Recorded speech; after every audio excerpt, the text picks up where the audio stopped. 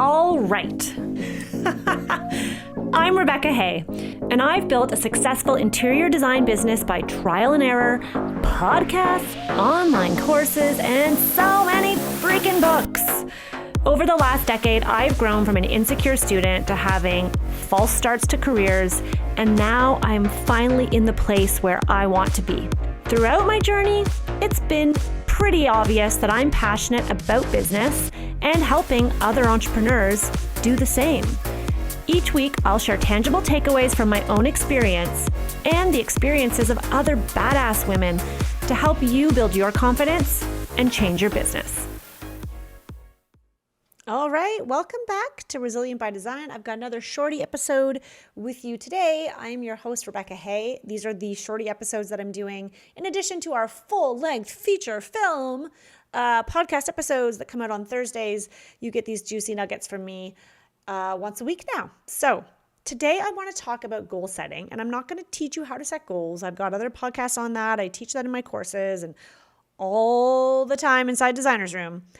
But I recently listened to or watched a video on YouTube that really reminded me of the power of sharing your goals. And first I want one caveat here, is that I always say, and I heard someone say this before and it makes so much sense, is like keep your goals close to you, keep your goals close or close to your heart if you're worried about being judged or deterred by the people around you. So if there is someone who's potentially toxic in your life or someone who just doesn't get it, it isn't at your level, I understand and I encourage you to possibly not share the goal with them until you feel confident enough, because if you share it too early and you are insecure about your goal or you are worried what other people think, which is most of us, let's be honest, then it could throw you off. And so in that case, don't share your goals.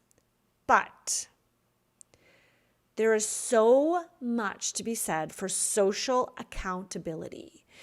So social accountability is this idea that, let's be honest, most of us have a really hard time holding ourselves accountable for doing things, like anything. Like I'll have time blocked in my calendar, and I know I'm getting much better at this, but I would have time blocked in my calendar, like go for a walk at lunch. And then I'm like, fuck, I'm not going for a walk at lunch. I got all this other shit to do and I want to get home so I can pick up the kids from school, blah, blah, blah, blah, all these things. And so I don't prioritize my health, or I didn't, something I'm working on.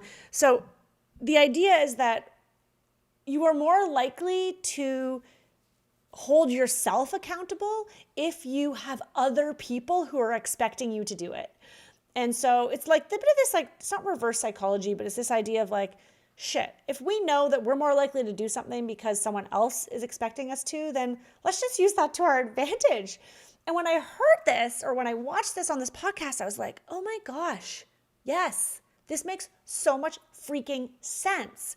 I remember back in 2018, I want to say, when I did the 75 hard challenge, and it was I think it's Andy Frisella's challenge, and I was like posted on social media. That's when stories were like the thing. I loved that. That was my era on Instagram, stories, because I'm like progress over perfection, sidebar, as you guys already know. And so for me, I was like, and people used to be so like in awe that I could do this, but like pick up my phone and just hop on stories. You can't see me if you're listening to this. I put my phone to my ear, but that's not what it is.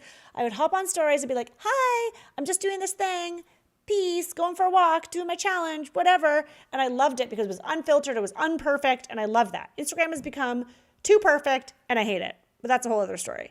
So back then, I was like, I made it a public announcement. Now, that might be an extreme, and I'm not suggesting you publicly announce all your goals on Instagram or on the internet, but it kept me accountable. And so when I only did it for a few days and then I fell off, I shared that. And then I was like, fuck, I got to get back on the saddle. Like, let's go. Like, no, I'm not going to drink today. I'm going to get up. I'm going to do the exercise. I'm going to do the water. I'm going to do the gratitude, or whatever the things were that I was doing. And it really did. And I did the 75 freaking days. So tangent number one, stop keeping your goals a secret. If you don't say it out loud, ask yourself truthfully, what are the chances that you are ever going to get around to doing it? I think it's really powerful to think about that. And this idea of perfectionism comes in here. And many of us as creatives are guilty of perfectionism. Perfection loses its luster when you can never achieve it. Do you know what I mean? Like, it's like this constant striving. Like, perfectionism is going to slow your momentum. You just need to get started, because if you are focusing so much on getting something perfect and doing it right, you're never going to share it with anyone. Like this goal, if you don't have this goal mapped out and you know exactly how you're going to do it, which, by the way, my new rule for goal setting, even though, yes, you can map out the activities you can do towards getting the goal, the biggest rule, I think, with having a vision and setting goals for yourself is accepting the fact that you may not know how right now. And you might need to relinquish a bit of control and give it up to the universe, but keep doing the things that you can do and keep being receptive and responsive to the opportunities that come your way. And so when you focus on perfectionism, it totally deters you from letting go.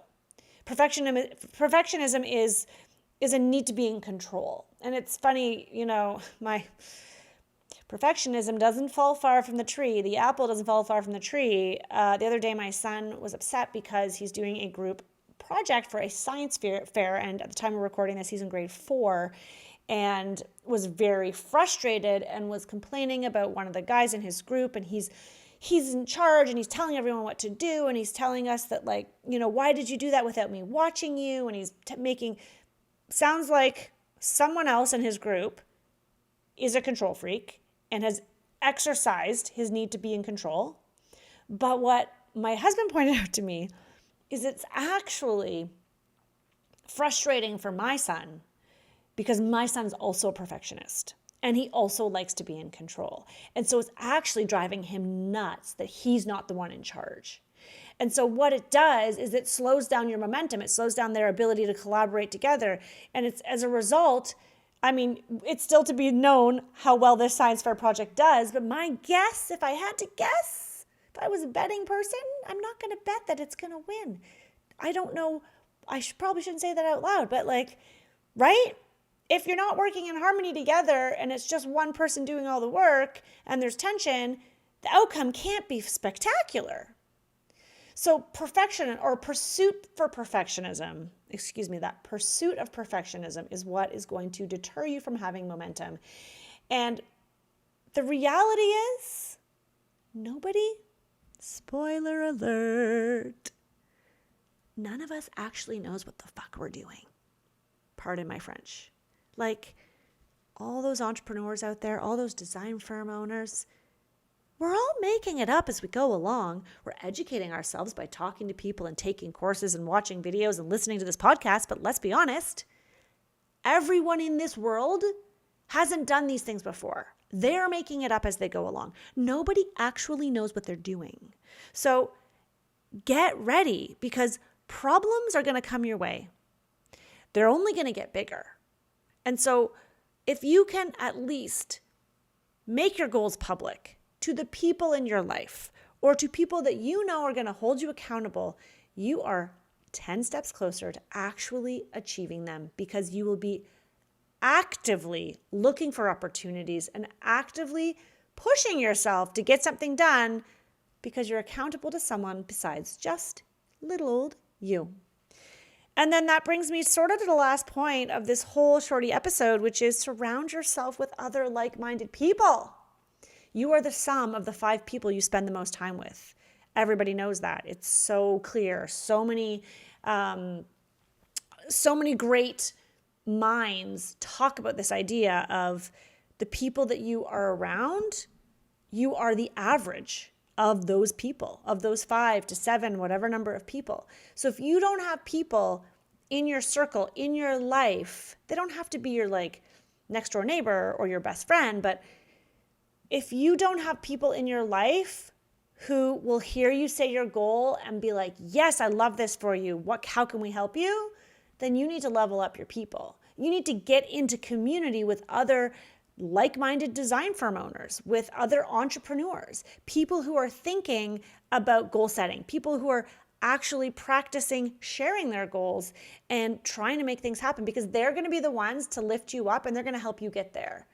The people that you maybe grew up with and are taking a different path in life aren't necessarily going to understand your goals.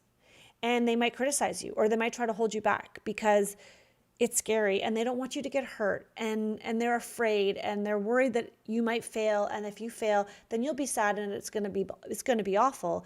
But what they don't realize is sometimes you do have to fail, or you do have to push yourself outside your boundary if you want to go to the next level.